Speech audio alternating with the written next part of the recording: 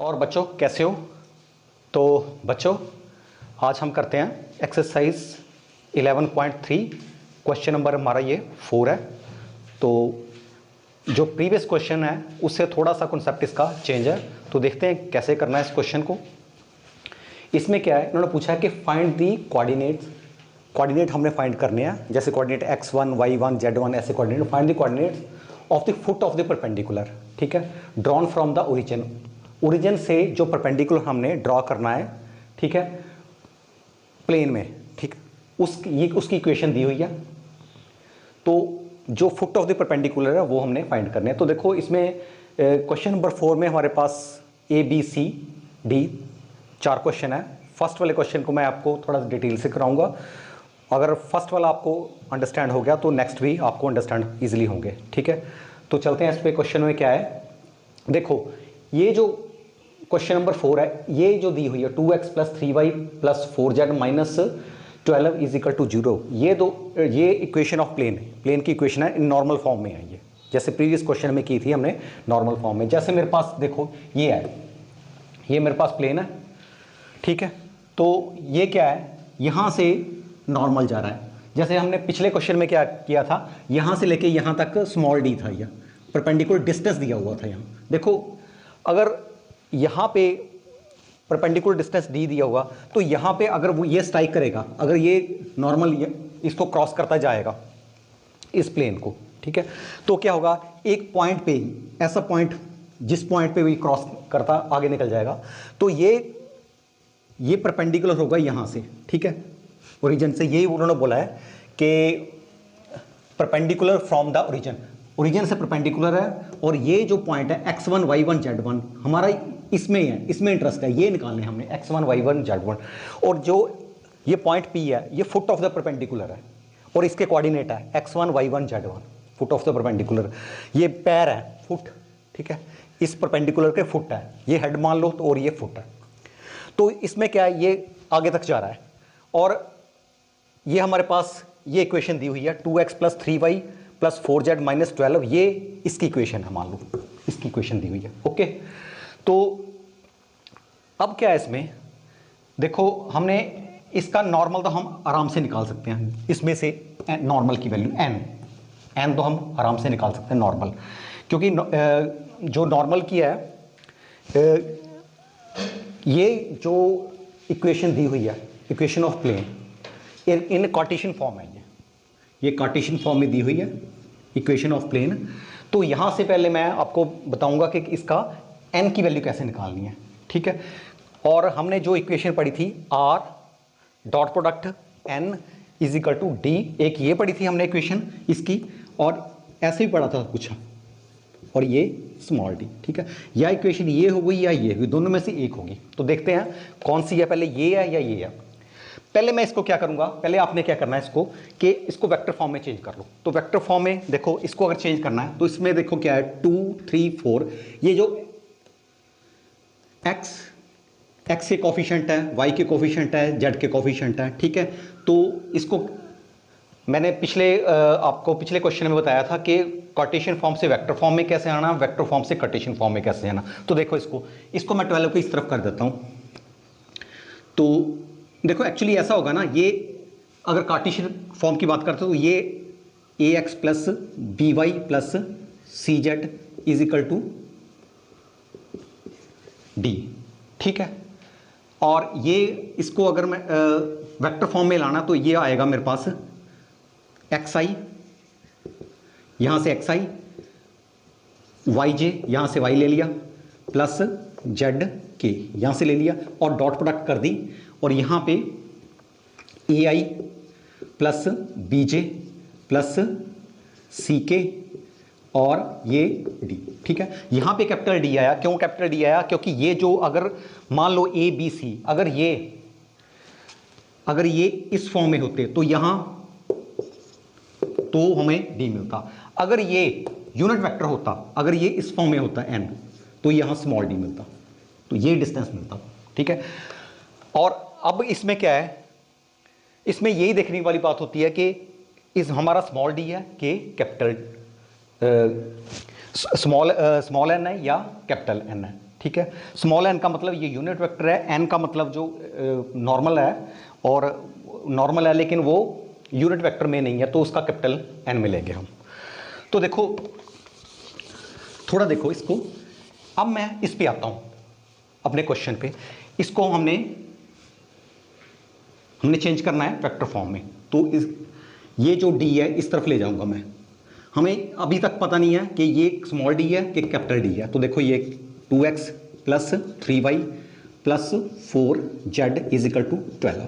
अब इसको vector form में जब करना तो क्या करना, देखो इसका आएगा xi, x यहाँ से लिया, y यहाँ से लिया, yj प्लस z के। जिसको पता नहीं है कि कैसे करना, वो मेरी प्रीवियस क्वेश्चन देखें और उसको वो पता कर सकता है कि इसको कार्टेशियन फॉर्म को वेक्टर फॉर्म में कैसे चेंज करना है, क्योंकि हर क्वेश्चन में मैं आपको बता नहीं सकता ना कैसे चेंज करना है, ठीक है। तो वैसे मैं ये बता रहा हूँ कि x y z को अलग कर देना, 2 3 4 को अलग कर देना, 2y plus 3j plus 4k, ठीक है, और ये साथ में 12। अब देखो ये जो वेक्टर है इसका अगर मैं मैग्नीट्यूड देखूँ, 2 का स्क्वायर 4 प्लस 9 प्लस 16, इसको प्लस करूँ, ठीक है, तो ये यूनिट वेक्टर नहीं आ रहा, तो इसका मैग्नीट्यूड 1 नहीं आ रहा, तो ये यूनिट वेक्टर नहीं है। तो यूनिट वेक्टर नहीं है तो इसका मतलब क्या है, ये n है, ये तो r है हमें पता, और ये कैपिटल D में आ गया, ये आ गया, ओके। तो ये जो है 2i plus 3j plus 4k, ये पूरे का पूरा n है, ओके। अब बात करते हैं हम इसकी, हमें चाहिए, हमें इससे n तो मिल गया, लेकिन हमें हमारा इंटरेस्ट किस में है, हमारा इंटरेस्ट है कि पॉइंट P निकालने में, x1 y1 z निकालने में। तो देखो इसको, देखो है तो देखो, अगर ध्यान से देखो, अगर मैं वेक्टर O और P की बात करता हूं, ये पॉइंट P से है, पॉइंट P है, और पॉइंट P का, ठीक है, पोजीशन वेक्टर अगर ले हम तो OP होगा, वो पॉइंट P का पोजीशन वेक्टर क्या होगा, OP। तो थोड़ा मैं लिखता हूं, अब देखो मैंने पहले मैं लिख रहा हूं n की वैल्यू क्या है, n मेरे पास normal, this is the normal of the plane, this is normal of the plane, ठीक है। तो पहले मैं इसको लिख लेते हैं, इसको नंबरिंग दे देते हैं क्योंकि हमारा ये काम आएगा काफ़ी। इसको नंबर 1 दे दिया, एक चीज़ हमने निकाली नॉर्मल प्लेन, ठीक है। अब बात करते हैं इसकी, ठीक है, मैं बाद में बताऊंगा कि कैसे ये आपस में कैसे रिलेट करेंगे। O से लेके P तक, यहां लिख सकते हैं position vector of point P, point P का पोजीशन वेक्टर, ठीक है। तो ये OP होगा, ठीक है, ये वेक्टर की फॉर्म में पोजीशन वेक्टर हो गया इसका, ठीक है। तो हमने ऑलरेडी पढ़ चुके हैं कि मैंने पहले ही बताया था कैसे करते हैं इसको, x1 minus 0, y1 minus 0, z1 minus 0। तो क्या हो गया, x1 minus 0 i, y1 minus 0 j, z1 minus 0 k। तो ये इसका पोजीशन वेक्टर होगा। तो इसमें लिख रहा हूं x1 i plus y1 j plus z1 k, ठीक है। तो ये पोजीशन वेक्टर हो गया ये इतने का, ठीक है। अगर यहां तक वो आगे तक चल जाओ तो ये n है। देखो इसमें थोड़ा ध्यान से देखो, मुझे 2 वेक्टर मैंने ले लिया, अब n और OP। जो n वेक्टर है आगे तक जा रहा है, गिवन है, दिया हुआ है, ठीक है। और OP तक, O से लेके P तक, ये हमने यहां तक फाइंड करना है। हमने जो फाइंड किया अपनी तरफ से मान लिया, हमें पता नहीं अभी x1 क्या है, y1 क्या है, z1 क्या है। अगर हमें x1 y1 z1 पता लग जाए तो हमारा क्वेश्चन ही खत्म है, यही तो हमने फाइंड करना है। तो हमने अपनी तरफ से मान लिया कि x1 y1 z1 कुछ पॉइंट है, ठीक है। अब देखो एक लाइन पर ही जा रहे हैं, इनकी डायरेक्शन तो सेम है, इनकी डायरेक्शन सेम है। इसका मतलब क्या है, जो OP है और वेक्टर n है, ठीक है ना, वो आपस में पैरेलल है, पैरेलल ही है ना, देखो इसके ऊपर ही जा रहे हैं बच्चों, पैरेलल है। तो इसका मतलब क्या है, मैंने आपको पहले ही बोला था कि जब 2 वेक्टर आपस में पैरेलल हों तो उनका जो पैरेलल हों उसके डायरेक्शन रेशो उनकी आपस में प्रोपोर्शन होगी, ठीक है। तो इसकी डायरेक्शन रेशो क्या है, इसकी डायरेक्शन रेशो क्या है मेरे पास 2 3 4, ठीक है। और इसकी डायरेक्शन रेशो क्या हमने मानी है अपनी तरफ से, x1 y1 z1। तो ये आपस में प्रोपोर्शन होंगे, ठीक है। मेरा कहने का मतलब ये है, प्रोपोर्शन मतलब कि आप ऐसे बोल सकते हो since vector n parallel to OP, ये आपस में पैरेलल है लेकिन इनका मैग्नीट्यूड सेम नहीं है। देखो इसका मैग्नीट्यूड कम होगा और वो आगे तक जा रहा है, उसका मैग्नीट्यूड अलग है। तो पैरेलल तो है लेकिन मैग्नीट्यूड, तो अगर मैग्नीट्यूड डिफरेंट हो तब भी पैरेलल हो सकते हैं ना। एक छोटी चीज़ है एक बड़ी चीज़ है, ठीक है, तो डायरेक्शन सेम है तो ये पैरेलल है, ठीक है।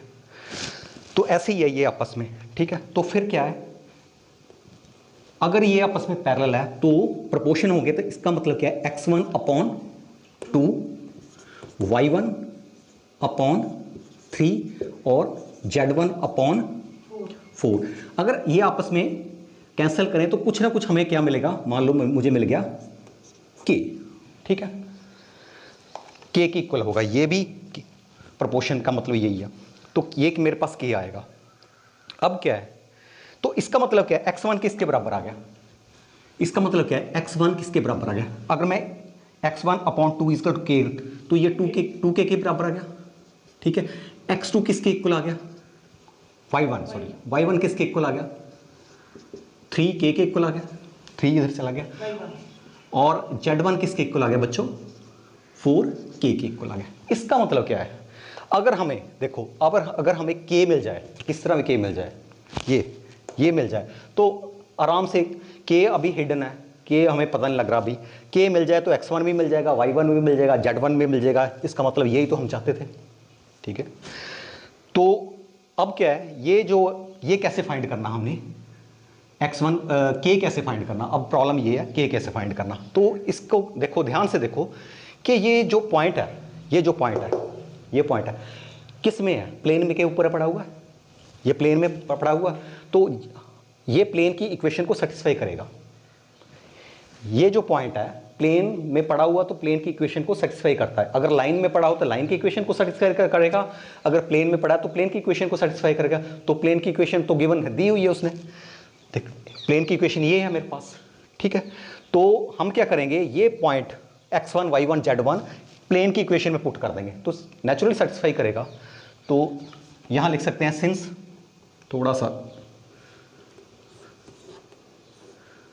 थोड़ा मिक्स हो जाता है, यहां लिखेंगे सिंस पॉइंट P जो है x1 y1 और z1 इसके कोऑर्डिनेट्स हैं, ठीक है, लाई ऑन गिवन प्लेन, हमारे जो गिवन प्लेन पे लाई कर रहा है। सो P जो है x1 y1 z1 सेटिस्फाई करेगा, satisfy the equation of plane की इक्वेशन को सेटिस्फाई करेगा। तो क्या करेंगे हम, यहां पे x1 के प्लेस पे x के प्लेस पे x1, y के प्लेस पे y1, z के प्लेस पे z1 पुट कर देंगे, सेटिस्फाई, ठीक है। तो ये आया 2x1 plus 3y1 plus 4z1 minus 12 is equal to 0, ये सेटिस्फाई कर दिया। अब क्या है, x1 हमने क्या फाइंड निकाला, 2k, y1 के प्लेस पे 3k, z1 के प्लेस पे 4k, यहाँ पुट कर दो, अपने आप k की वैल्यू आएगी। देखो 2 x1 के प्लेस पे 2k, ठीक है, 3 y1 के प्लेस पे 3k प्लस 4 z1 के प्लेस पे 4k minus 12 is equal to 0, ठीक है। सॉल्व करें उसको, 4 प्लस 9 13 प्लस 16 29 आया, 29 की आया, 29 की 12 को दूसरी तरफ ले जाओ तो इज इक्वल टू 12। तो k की वैल्यू क्या आई मेरे पास, 12 अपॉन 29, ये k की वैल्यू, बस ये हमारा मुद्दा सॉल्व हो गया, k की वैल्यू आ गई। अगर k की, ये बस यहाँ पुट करो, k x1 y1 z1 मिल जाएगा, ठीक है। तो क्या आ गया मेरे पास, देखो x1 क्या आया मेरे पास, x1 आया 2 इंटू 12 अपॉन 29, ठीक है। y1 आया मेरे पास 3 इंटू 12 अपॉन 21 और z1 क्या आया मेरे पास 4 इंटू 12 अपॉन 29, ठीक। और x1 मेरे क्या आया 24 अपॉन 29 और y1 क्या आया मेरे पास 36 29 और Z1 मेरे पास क्या आया 48 अपॉन 29। तो मेरे पास जो पॉइंट P था ये फुट ऑफ द परपेंडिकुलर है, ठीक है, दिया हुआ ना coordinate of the foot of the perpendicular. तो इसका कोऑर्डिनेट क्या है 24 29 36 29 और 48 29, ठीक है। तो ये हमारा आंसर होगा। तो बच्चों आपको ये इसके अंडरस्टैंड कर गए होंगे, थोड़ा सा मैंने स्लो किया ताकि आपको अंडरस्टैंड हो जाए। तो नेक्स्ट क्वेश्चन भी इससे रिलेटेड ऐसे ही चलेंगे लगभग, ठीक है। तो बच्चों नेक्स्ट पार्ट पे चलते हैं, फोर्थ का बी पार्ट। तो सेम ही है, जो प्रीवियस क्वेश्चन था सेम ही है ऐसे, सिर्फ इसमें स्टेटमेंट चेंज है। तो ये उन्होंने इक्वेशन ऑफ प्लेन दी हुई है, इस प्लेन की इक्वेशन दी हुई है, ठीक है। तो मैंने इसको नीचे लिख लिया, थोड़ा सा इसको डिटेल में लिख दिया। यहाँ पे x नहीं है तो 0x कर दिया मैंने, 3y प्लस 4z कर दिया, इस 6 को दूसरी तरफ ले गया। तो ये इक्वेशन ऑफ प्लेन बन गई। अब क्या है, कार्टेशियन फॉर्म में है, इसको वेक्टर फॉर्म में चेंज करना है। वेक्टर फॉर्म में मैंने पहले प्रीवियस क्वेश्चन में बताया। तो इसको कैसे चेंज करना है, इसका आया xi, यहाँ से x लिया, प्लस yj और प्लस zk, ठीक है। और यहाँ पे डॉट आएगा, यहाँ पे 0i, थोड़ा सा मैं लिख रहा हूँ ताकि डिटेल में लिख रहा हूँ, आपको थोड़ा अंडरस्टैंड रहे, plus 3j plus 4k, change होगी ये, और यहाँ पे 6। तो देखो ये तो r हो मेरे पास है, और ये देखो ये देखना है स्मॉल n है या कैपिटल n है। तो ये कैपिटल n है। क्यों कैपिटल n है, क्योंकि इसका मैग्नीट्यूड 1 नहीं है। अगर 1 ना हो तो ये कैपिटल n होगा, अगर इसका मैग्नीट्यूड 1 आ गया तो यूनिट वेक्टर है, तो इसका मतलब वो स्मॉल n होगा। तो ये कैपिटल D में होगा, ठीक है। D की वैल्यू 6 है। अब क्या है, ये पूरा n की वैल्यू यहाँ तक चलेगी, n की वैल्यू। अब बच्चों के देखो इसमें क्या है, अब हमने वही निकालना है x1 y1 z1 इसके निकालने हैं। तो ये जो है ये n के, तो मैं थोड़ा यहाँ लिख रहा हूँ, वेक्टर n है जो मेरे पास, क्या आया 0i प्लस 3j, यही चाहिए था हमें, ये तो लिखने की जरूरत नहीं है, r के 4k, ठीक है। और वेक्टर OP या position vector of point P OP जो हमने अपनी तरफ से किया है, इसको x1 y1 z1, तो इसका आएगा x1i, इसका आएगा x1i plus y1j plus z1k, ठीक है। तो एक ही लाइन के ऊपर है, तो इसका मतलब ये आपस में क्या है, पैरेलल है, तो इस आपस में प्रोपोर्शन है, ठीक है। प्रोपोर्शन में आएगा तो क्या आएगा इसका x1 अपॉन 0 y1 अपॉन 3 और z1 अपॉन 4, किसके इक्वल मान लिया मैंने, k के इक्वल है। प्रोपोर्शन में है तो इसके आएंगे। तो x1 की वैल्यू क्या है, x1 क्या है मेरे पास 0k आया, मैं डिटेल में लिख रहा हूँ जानबूझ के, आपको थोड़ा कन्फ्यूज़न ना हो कहीं भी। y1 मेरे पास आया 3k और z1 मेरे पास आया 4k, ठीक है। अब प्रॉब्लम k की है, k मिल जाए हमें तो हमारा बात बन जाए। अब देखो x1 y1 z1 जो है मेरे पास किस में है, प्लेन पे है। अगर प्लेन की इक्वेशन को सेटिस्फाई करेंगे, प्लेन की इक्वेशन दी हुई है, इसमें x1 y1 z1 पुट करो तो देखो क्या आया मेरे पास, या लिख सकते हैं वैसे सिंस x1 y1 z1, ये पॉइंट P के कोऑर्डिनेट है, लाई ऑन प्लेन, ये प्लेन पे लाई कर रहे हैं, ठीक है। तो सेटिस्फाई करेंगे इक्वेशन को प्लेन की, तो ये है O x1 plus 3y1 plus 4z1 is equal to 6। हमें पता है कि x1 क्या है, x1 क्या है 0k, तो 0k आ गया लिख दो, प्लस 3y1 क्या है मेरे पास 3k, यहाँ 3 ऑलरेडी है तो 9k आ गया, और z1 क्या है मेरे पास 4k प्लस 16, 4 यहाँ 4k है ना, 16k इज इक्वल टू 6, ठीक। ये कितना आया 25k इज इक्वल टू 6। तो k की वैल्यू क्या आ गई मेरे पास 6 अपॉन 25, ये k की वैल्यू है, ठीक है।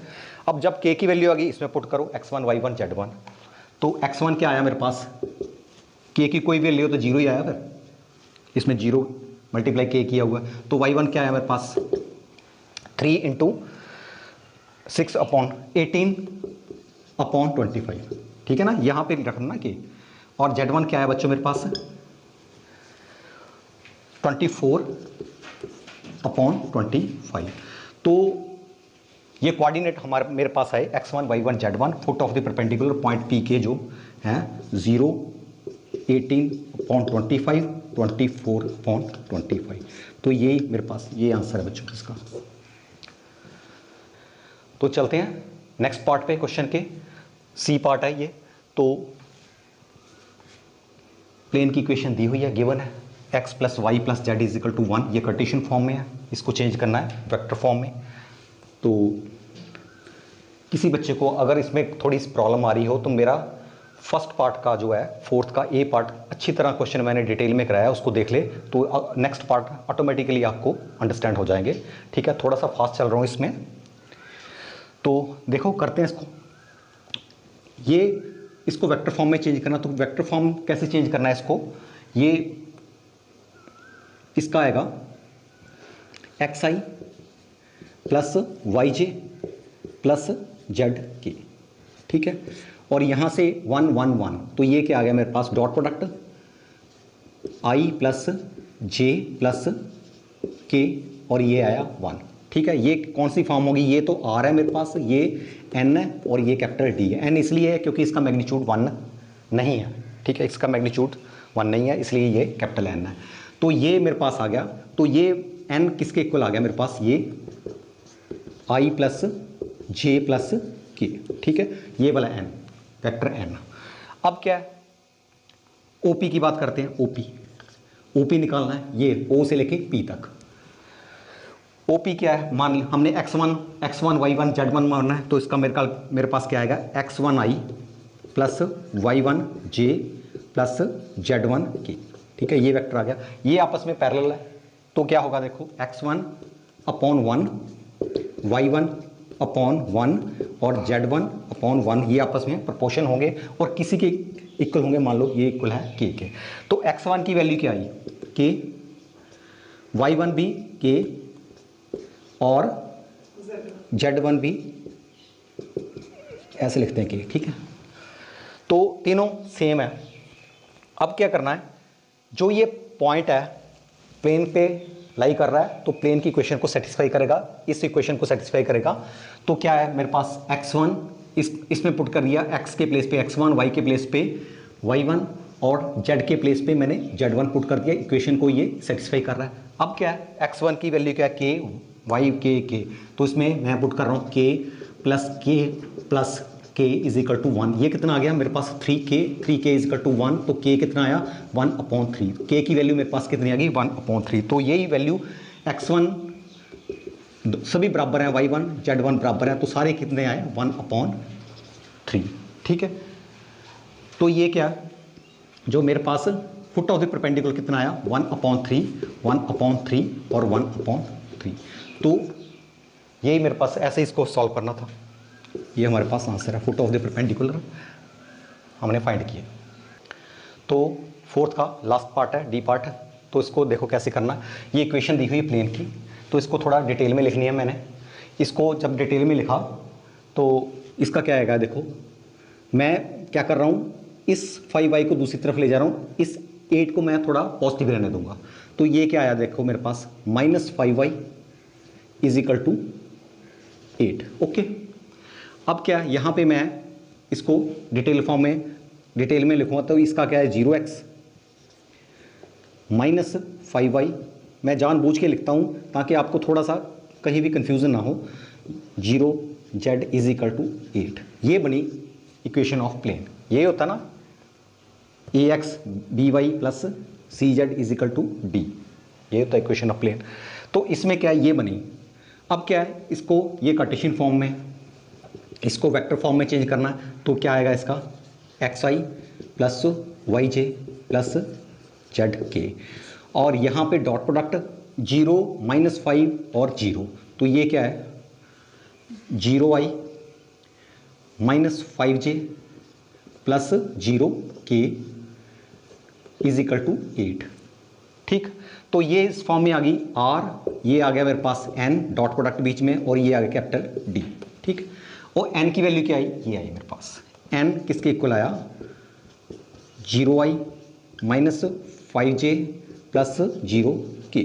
ठीक है, n की वैल्यू हमने फाइंड कर ली, कैपिटल N की, नॉर्मल की, जो कि प्लेन के नॉर्मल है, प्लेन का नॉर्मल है, वो हमने फाइंड कर लिया। अब क्या है, जो पोजीशन वेक्टर OP है, ठीक है, जिसको हमने पॉइंट x1 y1 z पे 1 का पोजीशन वेक्टर, तो इसका जो वेक्टर है, इसको वेक्टर फॉर्म में लिखना है, इसका पोजीशन वेक्टर पॉइंट P का, तो क्या होगा वो OP, वो क्या होगा x1i, देखो ना ऐसे ही मैंने पहले भी बताया था, x1 minus 0 y1 minus 0 z1 minus 0, तो x1 y1 z1 नहीं रहा ना मेरे पास, x1i plus y1 j plus z1k। ठीक है, तो ये वेक्टर, ये आपस में दोनों हैं, एक ही लाइन के ऊपर है, पैरेलल है, तो ये प्रोपोर्शन होंगे। इसका मतलब क्या है, x1 upon 0, y1 upon minus 5 और z1 अपॉन 0 किसके इक्वल होगा, ये k के इक्वल होगा। तो x1 क्या आया मेरे पास, x1 आया 0k। ठीक है, y1 क्या आया मेरे पास, माइनस 5k, और z1 मेरे पास क्या आया, ये 0k। ठीक है, अब क्या है, जो x1 y1 z1 है, ये पॉइंट प्लेन के ऊपर है, सेटिस्फाई करेंगे इक्वेशन ऑफ प्लेन को, इक्वेशन ऑफ प्लेन की ये दी हुई है, इसको सेटिस्फाई करेंगे। x की जगह x1, y की जगह y1, z की जगह z1 हमने कर देना, या यहाँ कर दो, तो मेरे पास क्या आया, देखो 0x1 minus 5y1 plus 0z1 is equal to 8, ये है। अब क्या है, x1 के प्लेस पे 0k, तो ये 0k आ गया, तो पूरे 0k हो गया, 0 ही हो गया, या 5 इसके प्लेस पे माइनस 5 है। ठीक है, तो इसका क्या है, मुझे लग रहा है यहाँ पे पॉजिटिव आना था, यहाँ पे पॉजिटिव है, यहाँ पॉजिटिव है ना, देखो ना, प्लस 8 नहीं, ठीक है सर, हाँ ये नेगेटिव ही आना है ना, ये नेगेटिव आएगा। ठीक है, माइनस, हाँ तो इसका क्या आया, इसके प्लेस पे क्या आया, माइनस 5k, 0 z के प्लेस पे 0k इज इक्वल टू 8। तो ये है मेरे पास 25, माइनस माइनस प्लस हो गया, k 8, तो k की वैल्यू क्या है मेरे पास, 8 अपॉन 25, ये k की वैल्यू है। ठीक है, तो ये जो k की वैल्यू है, देखो इसमें x1 तो 0 ही आया, जो कुछ मर्जी पुट कर लो, y1 मेरे पास आया, यहाँ पे कितना आया, माइनस 40 अपॉन 25, ओके, और यहाँ पे के ये भी 0 ही आया। ठीक है, तो जो पॉइंट P है, फुट ऑफ द परपेंडिकुलर के कोऑर्डिनेट क्या होंगे, 0 माइनस, काट सकते हैं सर 5 से, हाँ ये 8 हो गया, यहाँ 5 हो गया, माइनस 8 अपॉन, इसका माइनस होगा, हाँ ठीक है, माइनस 8 अपॉन 5 और ये 0, तो ये इसके थे फुट ऑफ परपेंडिकुलर के। तो बच्चों ये जो क्वेश्चन है बहुत इंपॉर्टेंट क्वेश्चन है, अक्सर बोर्ड के एग्ज़ाम में ये आता है, क्वेश्चन आता है। ठीक है, तो आपने इसको कॉन्सेप्ट को अच्छी तरह समझना। अगर आपको कॉन्सेप्ट समझ लगे, इसमें क्या था, देखो थोड़ा सा मैं फिर बताता हूँ कि इसमें हमने नॉर्मल निकालना है, जो दिया हुआ वो तो इस इक्वेशन से निकल जाएगा नॉर्मल, तो अपनी तरफ से पॉइंट ले लेने हैं और इसका वेक्टर, इसको वेक्टर फॉर्म में लिख देना, और ये जो OP और N है आपस में पैरेलल है, इसको प्रोपोर्शन कर देना और इसको k के इक्वल कर देना। k की वैल्यू निकालनी है, जब k की वैल्यू निकल गई तो x1 y1 z1 ऑटोमेटिकली निकल जाएगा। ठीक है, तो ये क्वेश्चन नंबर 4 को कुछ ऐसे करना था। आज के लिए इतना ही।